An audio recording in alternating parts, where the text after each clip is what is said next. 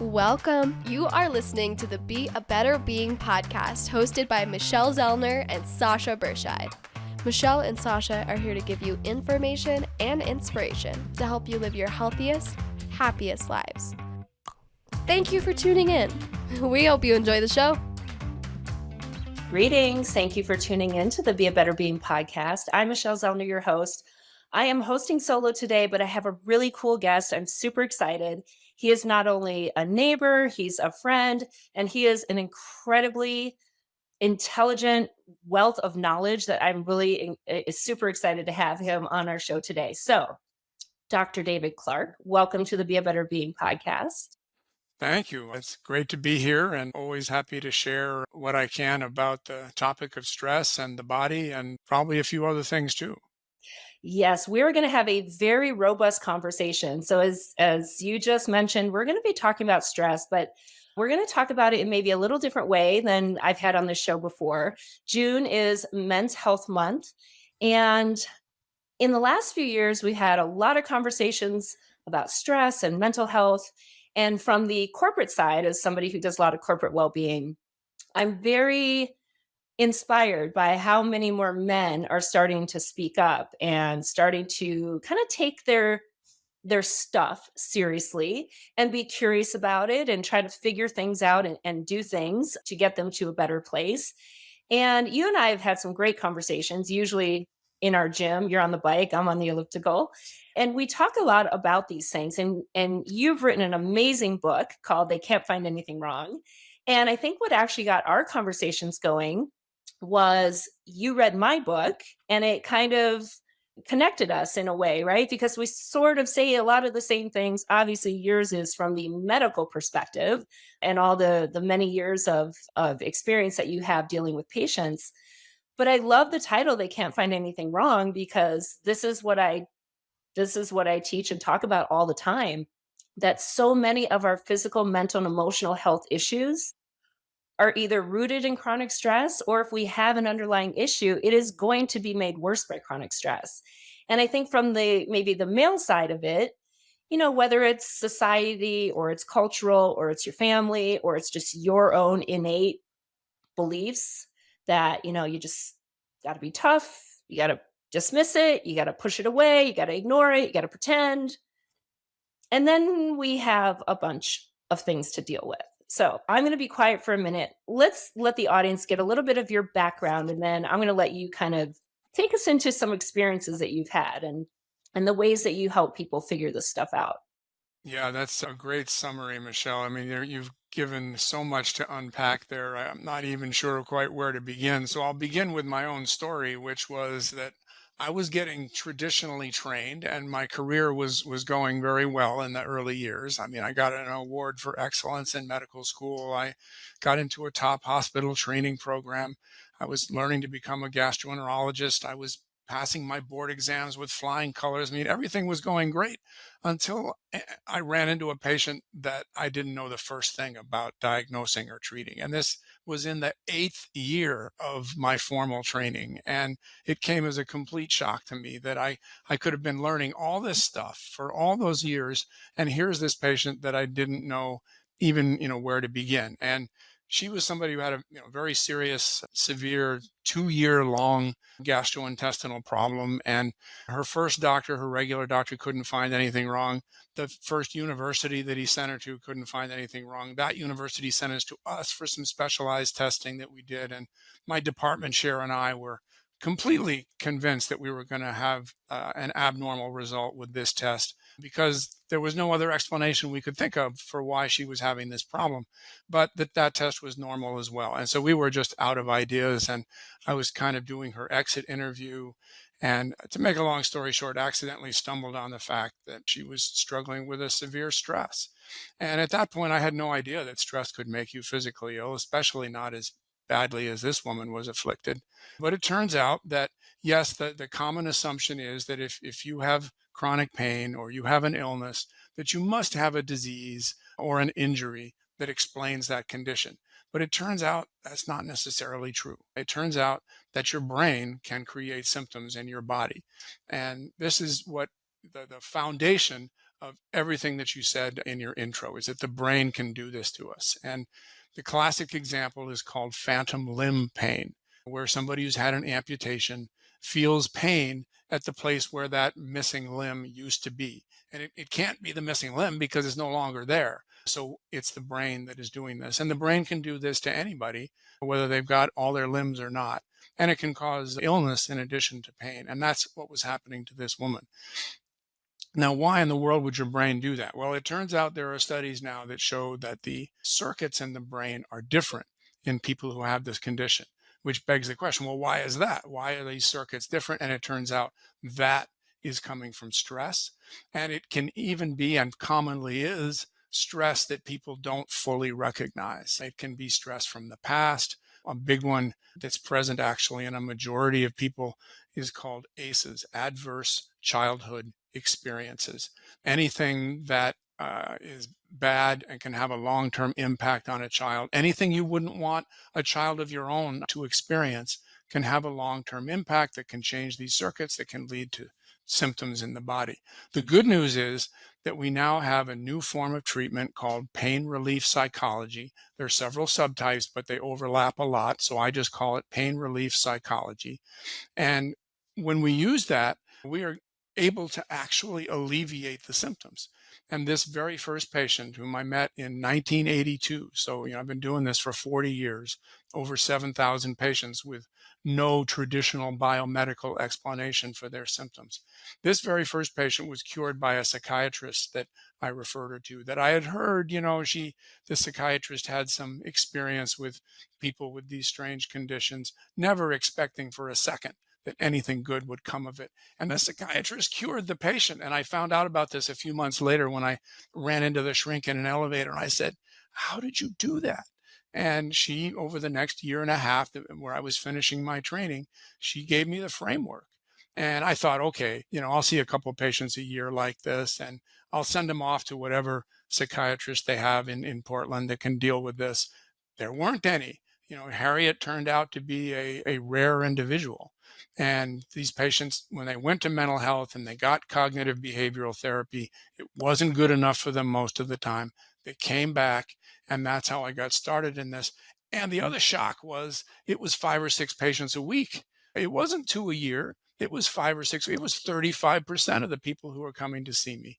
And the research shows it's 35 or 40% of people who go to primary care doctors as well. It's millions of people that are suffering from this and don't have to be, because this new form of treatment, and there are randomized controlled trials now, gold standard science that shows how well this new form of psychology works.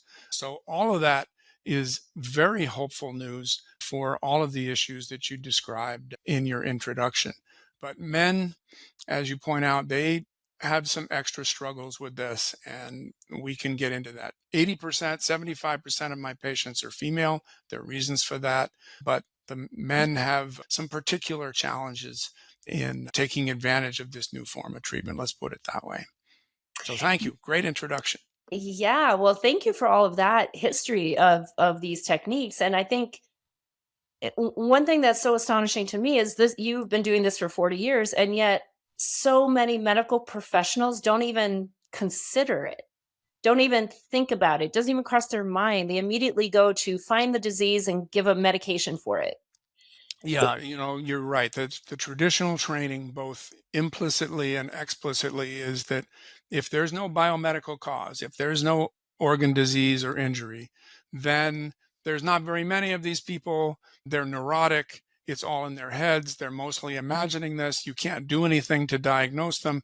And all you can do for treatment is give them opioids or some other treatment that's just for the symptoms rather than from the underlying cause. That's what's taught. That's what's implied a lot of the time, and not a single one of those things is true. There are millions of these patients. They all can be diagnosed correctly if you know what to look for. And when you uncover the real cause of what's happening, you can treat it successfully. These people are not neurotic. They actually are, in most cases, mentally stronger than the average person. They're just carrying around levels of stress that would bring most of us to our knees if we had to deal with the same thing. But you can't tell just by looking at somebody. I mean, this could be your neighbor, a loved one, a coworker. They could be coping with these levels of stress that are high enough to make you physically ill, and you'd never guess what they were coping with. And if you're a physician and you don't know what to ask about, you're going to miss it completely. Yeah. So I want to segue really into talking about the men and the issues here. And I want to tell a little story, and I'm sure he'd be okay with me telling this. My cousin Jimmy. I mean, Jimmy is your typical type A personality. At the time, he was 38. He's 6'5". He's 250. Strong guy. Does everything for everyone. Perfect. He's a perfectionist. Of course, he has to do all the things himself because they got to be perfect. And he's doing all these things and not taking care of himself because who's got time for that? And he starts having some symptoms of things, right? So he's got digestive issues. So we take some antacid, and he can't sleep. So we take a sleeping pill. And now he's got anxiety. So we take some, anxiety medicine. And now he's got this. Treating the symptoms, not the cause. Yeah, I Exactly. see We've that got all this the time. weird rash, right? We have this rash, and now he has fatigue and going to all these doctors. Oh, you have MS. Oh, you might have Lyme disease. Oh, let's test you for this, that, the other. And one day he literally couldn't get out of bed. Right. So his body, his human was like, dude, I'm done. You've clearly ignored all of these warning signs. You're not paying attention. You're not doing what you need to do to heal me. You keep causing harm. So I'm just going to give you a break and let you think about it by literally not letting you function. And it was not until then that he saw a psychologist and he started kind of digging into some things. I mean, I think, is the classic case of burnout, right? Where you go on this path over and over for extended periods of time. You neglect your basic human needs. You have a lot of things going on in your head constantly. And maybe the things you are doing are actually causing harm. And at some point, we're not going to be able to operate. But it was this psychologist who got him thinking that it is much more mental. Obviously, there's a lot, but all of these physical systems and ailments you are experiencing are because mentally and emotionally, you are not taking care of yourself. Yeah, you have just described a very typical patient from my practice for the last 40 years. And I'm not going to speculate on why Jimmy wound up with these issues, but we can talk just in general terms about what produces these kinds of problems. And very often it goes back to what I was talking about before, adverse childhood experiences. If you are in an environment that is difficult for you in some way, which could be anything from very obvious out and out abuse of one kind or another, or it could be much more subtle, where you're being emotionally neglected, or you're not getting sufficient support, or you're not being made to feel like you're worth very much as a person. Really, any kind of treatment you wouldn't want for a child of your own. How do kids react to that? Well, the patients who wind up in my office, the people who wind up with the problems that I see, react against that by working really hard. They try to be the best little kids they can be. They have a tendency to become perfectionists. They are very critical of themselves when they fall short because that's exactly what they experienced as kids. They were in the midst of usually adults and sometimes siblings who had problems. And so they react against that by trying to fix those problems. They become focused on the needs of other people in their environment. They're very used to having people in their lives who have issues that need to be solved. And so when they come to choose romantic partners for themselves, they very often wind up with exactly that kind of person that has issues and problems. And they end up in relationships where they are giving a lot more to the other person than they are getting back in return.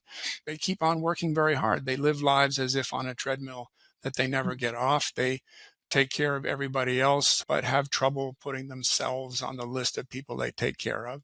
And sooner or later, all of that catches up with you.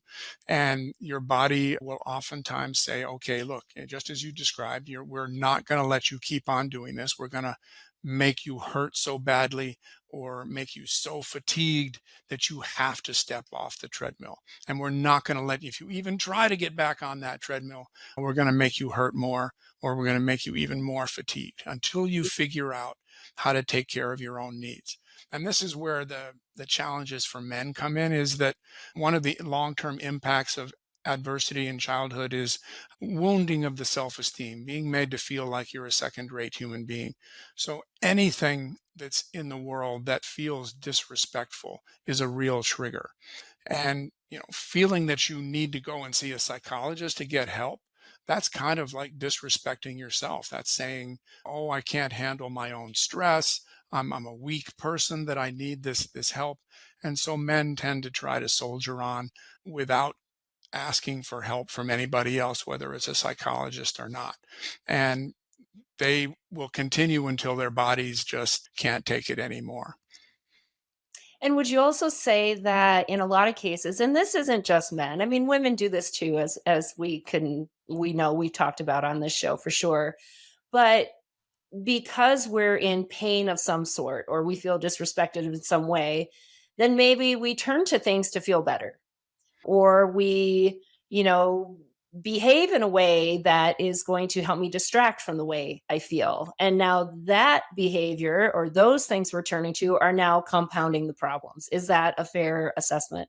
Yeah, there is a lot of self-treatment that goes on that people do. And the self-treatment can take any of a variety of forms. It can take, certainly the form of being so focused on the needs of others that, as I mentioned, you fail to put yourself on the list of people you take care of, but it also can be addictions, which is not only to substances like alcohol or drugs or nicotine, but can also be to certain behaviors like work, sex, food, gambling, even shopping, I've seen a couple of times, eating disorders, bulimia, anorexia, binge eating. Those are also forms of self treatment.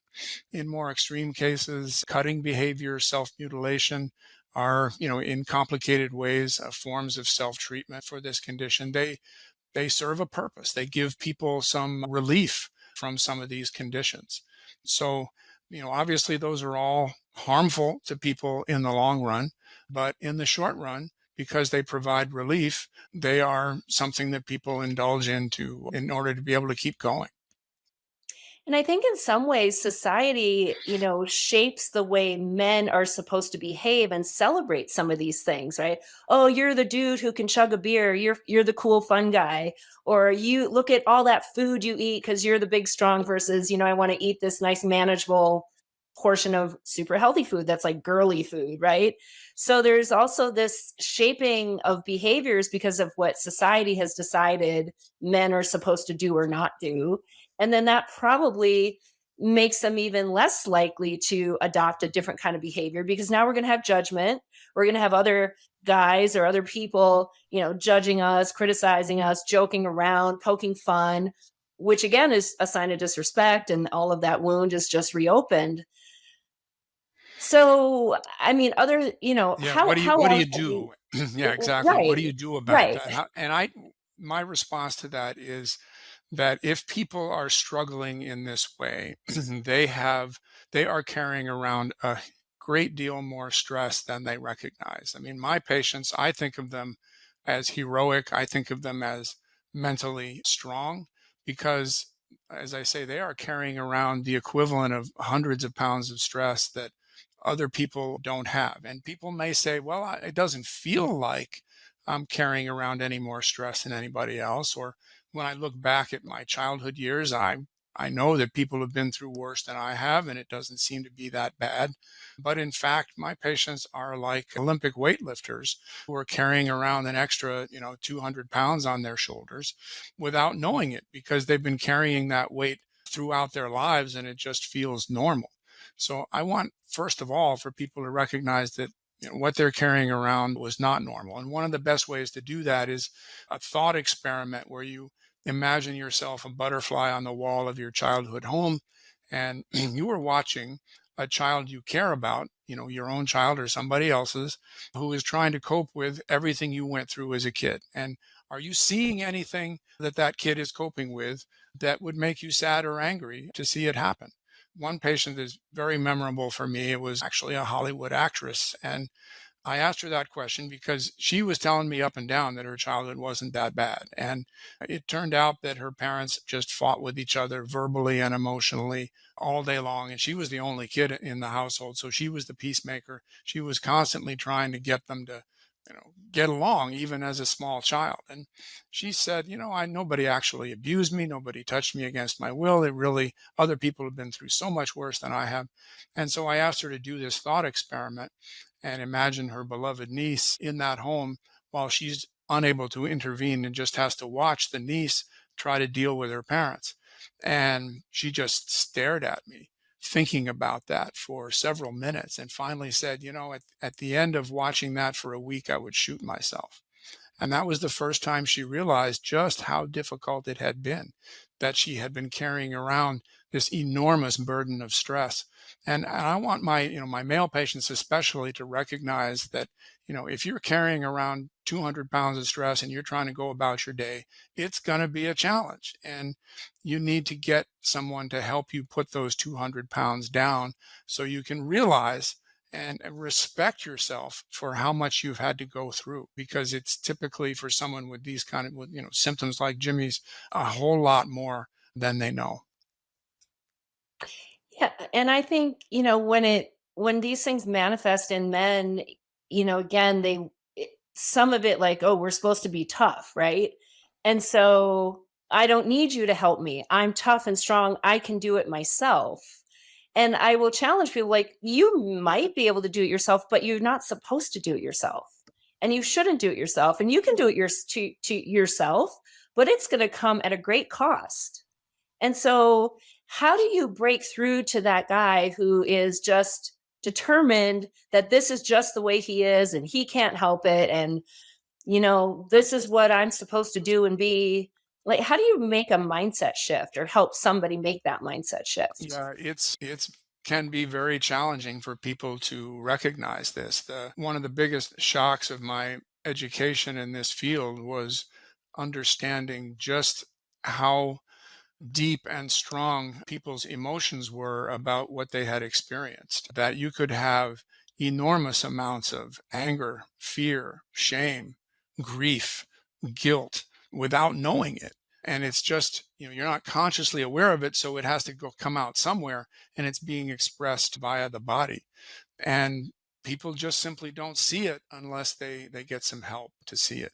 And I have to, go through all kinds of thought experiments with people, trying to get them to realize, I want another variation on the thought experiment is if I came into my patient's home and started treating his kids just the way he had been treated as a kid, how long would it be before he drop kicked me off his front porch? And usually not very long. And then they begin to understand that there are probably some emotions going on there about what they had to put up with.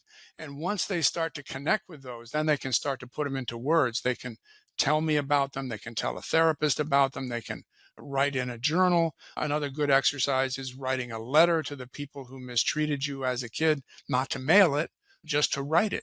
One of my patients wrote that letter, took it to his father's grave, and read it to him. It took 4 or 5 hours, he said, to read the whole letter. And by the end, he was shouting. After he did that, what he was doing essentially was taking all these emotions that he'd had buried for, 10 or 15 years and putting them into words. And the more those emotions go into words, the less they need to go into the body and cause symptoms. He was 90% better after that session in the cemetery.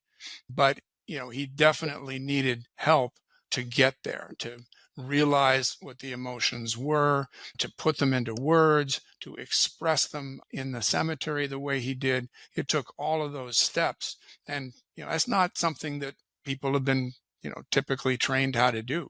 It takes somebody who's, been down that road with a few patients over the years. No, and I think in fact, at least for men, you're taught to not have emotion, to not show emotion because that is a sign of weakness. I've been saying for years, own your emotions or they will own you later.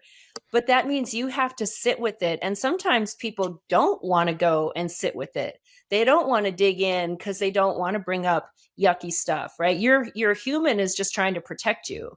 And yet it's going to mask whatever it can or stuff it down or not let you think about it or remember it. Like you said, some don't even know. Well, that's because that inner human is wanting to protect you from more pain and discomfort, but it's going to express distress in some way. And I think when people can really understand and appreciate the connection between this outward expression of distress, anger, irritation, frustration, worry, fear, depression, guilt, shame, right? Those are expressions of discontent, of imbalance. Your human is telling you something is off. And instead of just dismissing it or ignoring it or blaming something on it, we should get to know it. We should be curious about it and figure out, where does that come from? So that then we can maybe do what we need to do to accept it, forgive it, heal from it, and that's a big process. And I think that's another big challenge, is we live in this world where we just want this quick fix, instant result. We don't have time to do all this messy work, right? And Yeah. that's why we seek those other things that are literally just band-aids, and band-aids that probably end up causing more harm. Yep, you're absolutely right. And it's, people worry that if they open this box of emotions, that what's going to pour out of there can be overwhelming. I mean, there's a certain amount of fear of loss of control, that if you have been keeping the anger down for, 5, 10, 20 years, and now all of a sudden you tap into it, that it might just, run you over like a truck. And, I recognize that fear, and especially my male patients have a lot of concern about that. And I try to reassure that we can do this slowly, one step at a time. Just begin to kind of mull these things over and deal with each issue as it comes up, and that we don't have to deal with everything all at once. Let's put it that way. And if we do it step by step and a little bit at a time, and just give yourself some respect for how much you've had to overcome. I mean, my patients are heroic. They have persevered through things that, like I say, would bring many people to their knees. The more they can respect themselves for how much they've overcome, the easier it will be to tap into the emotions and not feel like that this lack of control of emotions is somehow a manifestation of being a second rate person or being a weak person. It's just a measure of, again, that 200 pounds you've been carrying around your whole life. And that 200 pounds needs to be respected. My patients are heroic. I tell them that all the time. In fact, some of them, I have them write their name on an index card. Michelle is heroic, exclamation mark. Michelle is a hero, exclamation point, and tape it to their bathroom mirror. Well, they can see it as a reminder every day. And the more you internalize that self-respect, the easier everything else becomes. Yeah, I think the ability to maybe separate yourself from the human being that's just trying to make you survive is a way to maybe see that, because a lot of people only see themselves in that one way. And if you can look in and recognize that behind your named Dave, there's a human whose job is to make sure Dave survives. That's it. It's going to do whatever it needs to do that. And I think in our evolved way of living today, Dave's job is to get to know its human.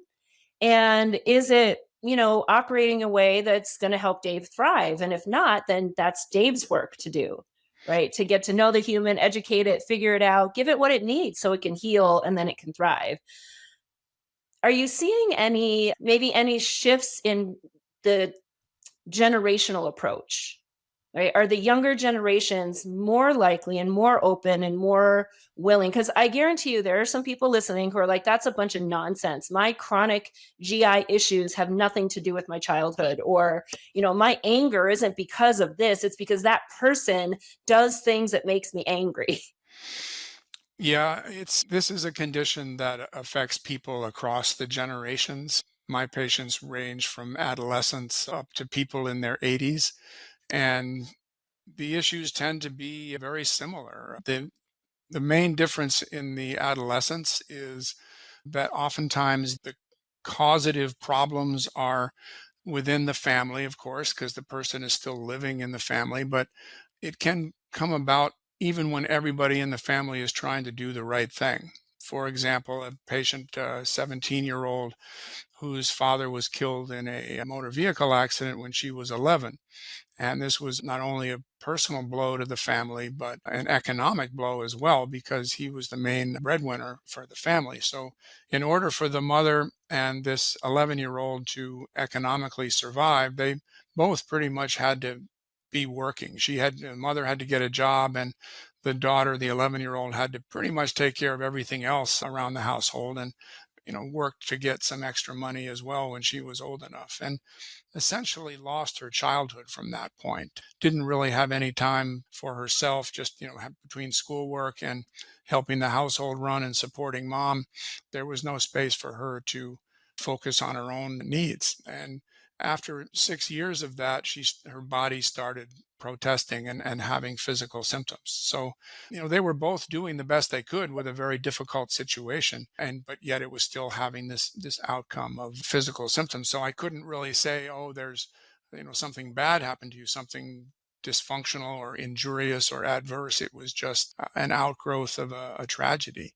So yeah, the adolescents are definitely different, but people in their 20s, 30s, on up to the 80s, very similar, just having significant stresses in their life that they're not consciously aware of. They may have an idea that something stressful happened to them, but not necessarily the magnitude of it, the degree of impact of it.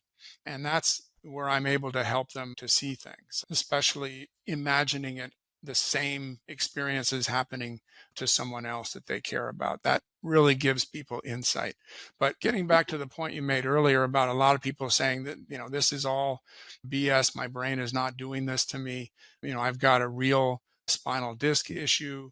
And, this doesn't change that. I mean, there are lots of people who have chronic pain, for example, that are due to a biomedical cause, that do have an organ disease or structural damage.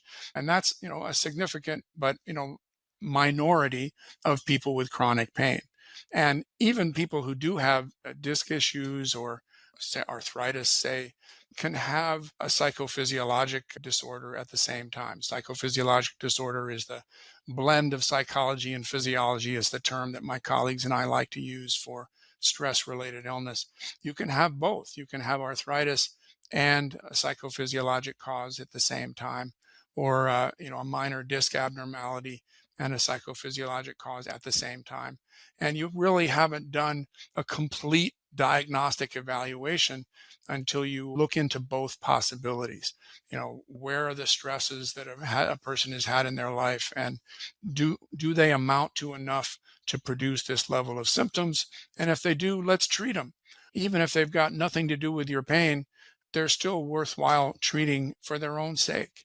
If you are somebody who's on that treadmill of life, 100% of the time and can't get off, that should be addressed, and you'll benefit from that even if your physical symptoms stay the same.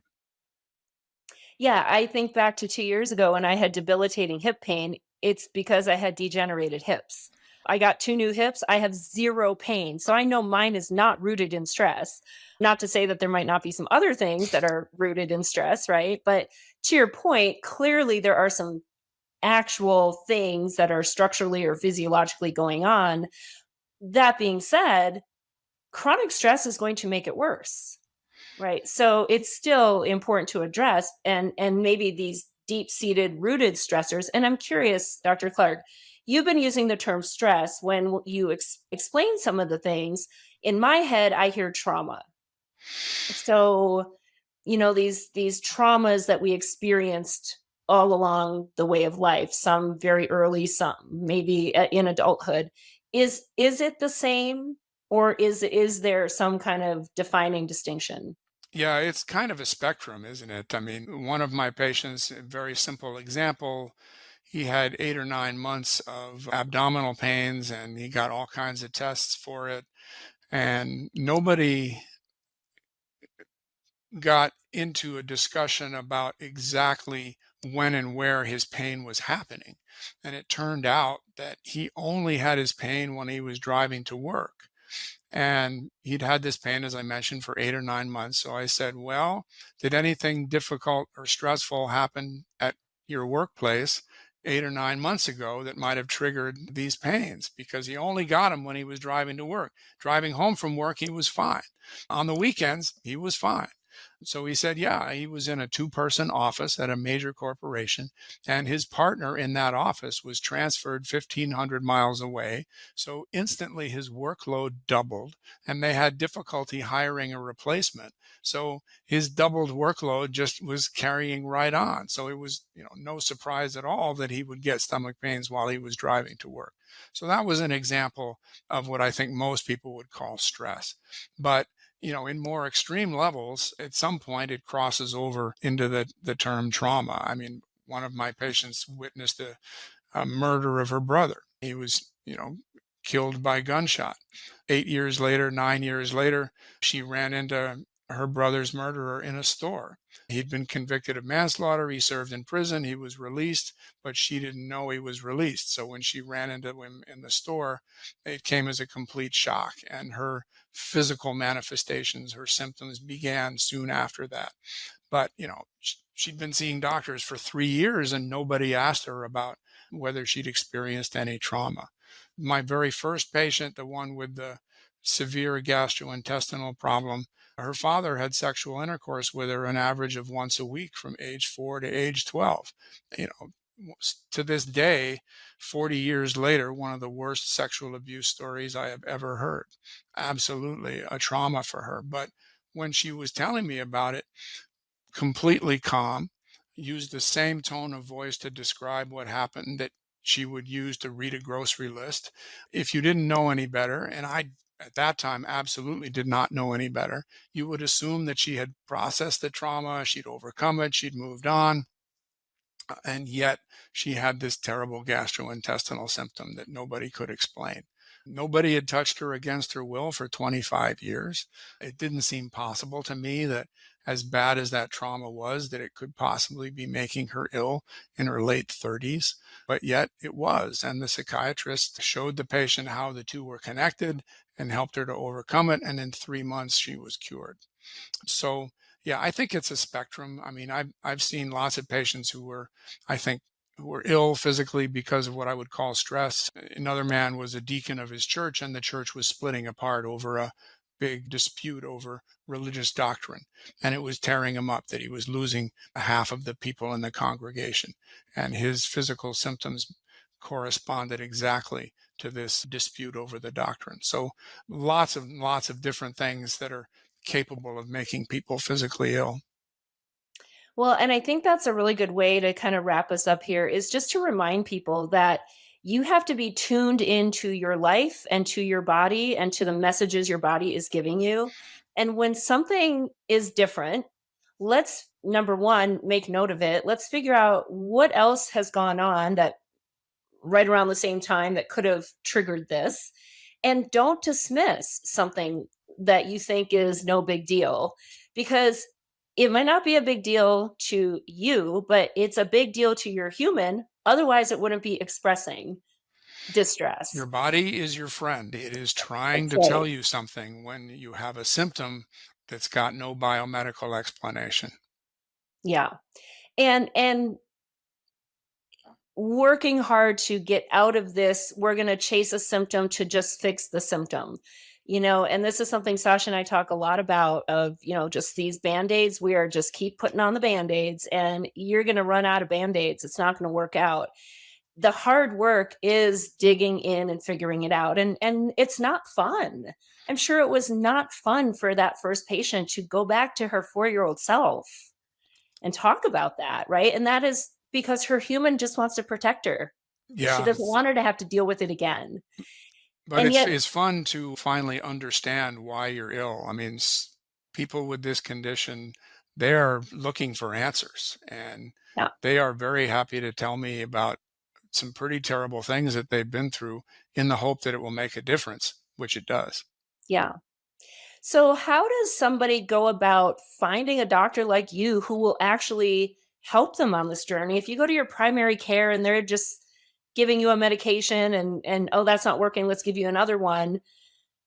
How do they seek out somebody who, it has the buy-in? Because I'm going to tell you, a lot of Western medicine still doesn't have the buy-in. that will actually help guide them through this?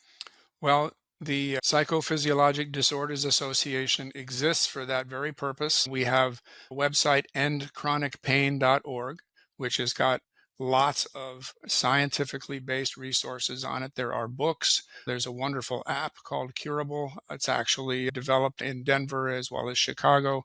There are webinars. There's a annual or biannual conference on this. There's a directory of practitioners, many of whom will see patients via telehealth over the internet. So we've got lots of resources at that website. We're about to launch a membership program, which will offer even more benefits to people that have this condition. So there's a lot more hope than there was even 15 years ago for people to find resources. The primary care clinicians, even if they don't fully understand this form of medicine, they can still check you out for the biomedical issues. And once they find that you don't have any of those explanations, or you're not responding to treatment the way they expect, this is well worth looking into. Give it a try. And if you begin to see improvement from this, which there's a good chance that you will, if you have no biomedical explanation for the symptoms, then you'll know you're on the right track. And I want to just remind the listeners, because I think there still is this idea that there is a difference between psychological and biomechanical or biological. You are one whole being. So I think some people are thinking, well, there's nothing wrong with me psychologically, so that can't possibly be what's causing my physical ailment. That's one of the reasons I love the title of your book, They Can't Find Anything Wrong, because there is nothing wrong with you. You are a human going through life, going through human experiences. Some experiences have been incredibly difficult. That doesn't mean there's something wrong with you. It just means you've faced really hard stuff. Yeah, as I say, my patients, I have tremendous respect for them. They tend to be mentally stronger than the average person because of what they've overcome and what they've been through. And yet they're still having physical symptoms that their body is trying to communicate, hey, I need some help here. And Yeah. it doesn't mean you're mentally weak or you can't handle your stress. It just means you've got a whole lot more stress than you recognize. Yeah. Excellent. Well, as I knew it would be, this has been a delightful and fascinating conversation. I know a lot of people are going to hear it and somebody's going to perk up and say, huh, maybe I should explore this. So, Dr. Dave, we'll put all your links to everything and to the societies and associations in the show notes. Any final thoughts before we officially sign off? Just that this afflicts 40% of people who go to the doctor. Approximately 1 in 6 adults, or 40 million Americans. This is very common. And that 40% figure, if you have diagnostic tests that don't show anything, it goes up probably to 90% plus that a psychophysiologic condition is what's wrong. And the great news is that it's completely treatable. That is the great news. And I hope that does give a lot of people hope. I hope it gives somebody who's listening, the inspiration to just go on the journey, do their hard work. And thank you for coming on and sharing all of this. And listeners, you know that now it is your turn to go and be a better being.